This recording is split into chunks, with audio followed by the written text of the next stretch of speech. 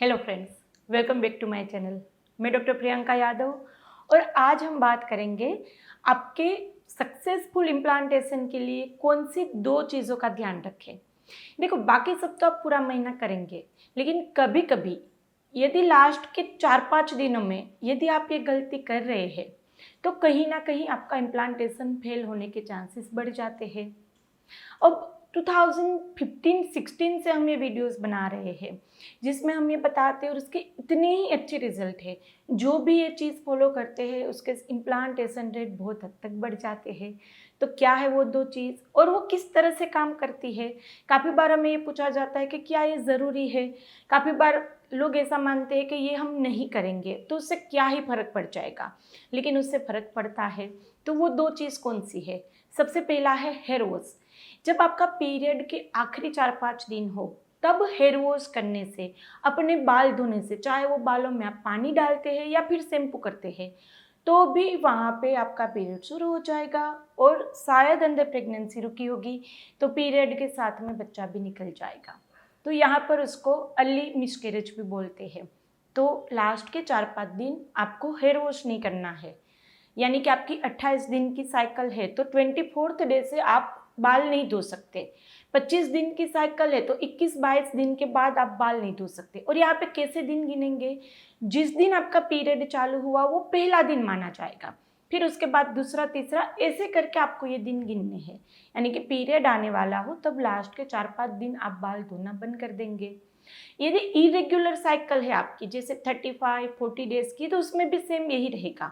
लेकिन यदि बिल्कुल पीसीओडी वाले पेशेंट है जिसमें सिर्फ और सिर्फ दवाई लेने से पीरियड आता है, उन लोगों को हेयर वॉश टिप थोड़ा फॉलो करना मुश्किल हो जाता है, तो उनको वहाँ पे थोड़ी साइकिल रेगुलेट करके उसके बाद ये टिप फॉलो कर सकते हैं। फिर बाल कब धोना है ये दूसरा क्वेश्चन आता है, तो हम आगे डिटेल में वो भी बताएंगे। दूसरी ऐसी चीज़ ये है कि आपको लास्ट के 4-5 दिन जब से आप हेयर वॉश बंद करते हैं तब से रिलेशन भी बंद कर देना है। रिलेशन बंद करने का रीज़न भी सेम यही है कि हस्बैंड के लिक्विड में इस तरह के केमिकल रहते हैं जो सर्वाइकल डायलेटेशन कर देता है और साथ में पीरियड आ जाएगा और साथ रुकी होगी प्रेगनेंसी वो भी निकल जाएगी। तो लास्ट के 4-5 दिन रिलेशन और हेयर वॉश बंद करना है। बालों का भी यही है, वो प्रोजेस्टेरोन डाउन कर देता है। प्रोजेस्टेरोन डाउन होगा तो आपका लाइनिंग है वो निकल जाएगा जिसको हम पीरियड बोलते हैं, तो पीरियड आ जाएगा। तो लास्ट के 4-5 दिन रिलेशन बंद करिए, हेयर वॉश बंद करिए। फिर बाल वापस कब धोने, ये मेन क्वेश्चन है। तो जैसे ही आपका दिन ऊपर जाए, जैसे 28 दिन की साइकिल है, 28 को पीरियड नहीं आया, 29 को पीरियड नहीं आया, तो 30 की सुबह में यूरिन प्रेगनेंसी किट में चेक करिए।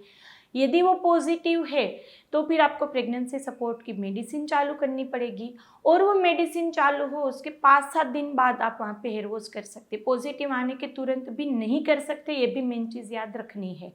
अब नेगेटिव आया तो क्या करें? तो फिर बाल ना धोए? नहीं, ऐसा नहीं करना। यदि आपका दिन ऊपर गया, चेक किया, नेगेटिव आया तो बाल धो लो, फिर वहाँ पे अपना पीरियड आ जाएगा। तो यदि पॉजिटिव आए तो बाल नहीं धो सकते, तो फिर आप वापस 5-7 दिन बाद धोना। लेकिन यदि नेगेटिव आया तो बाल धोएंगे तो आपका पीरियड भी आ जाएगा। तो ये टिप आप फॉलो करेंगे। बहुत ही सारे, इतने सालों से हम अपने पेशेंट को वीडियोस में सब देख के फॉलो करते हैं, उतनी अच्छे रिजल्ट है। उसका साइंटिफिक भी वहाँ पे रीज़न है, मैंने जैसे बताया वैसे प्रोजेस्टेरोन ड्रॉप होकर पीरियड आ जाता है। तो आज ही ये टिप फॉलो करिए और जल्दी से आप प्रेगनेंसी कंसीव कर सकते हैं। यदि आपको रिजल्ट मिलता है कमेंट बॉक्स में आप वहाँ पे लिख सकते हैं।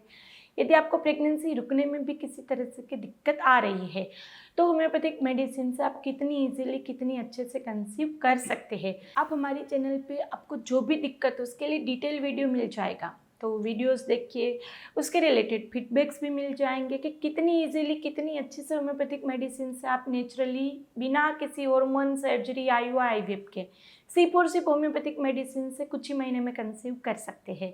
तो यदि आप हमसे कनेक्ट होना चाहते हैं तो यहाँ पे नंबर दिया गया है, उसमें इतना ही मैसेज करना, आपकी अपॉइंटमेंट चाहिए, मेरी टीम आपको गाइड कर देगी। यदि हॉस्पिटल विजिट करना चाहते हैं तो हम आनंद में हैं, गुजरात में, आप हॉस्पिटल विजिट भी कर सकते हैं। तो ज़्यादा से ज़्यादा इस वीडियो को शेयर करिएगा, आपको पसंद आया तो लाइक करिएगा और चैनल को सब्सक्राइब करिएगा।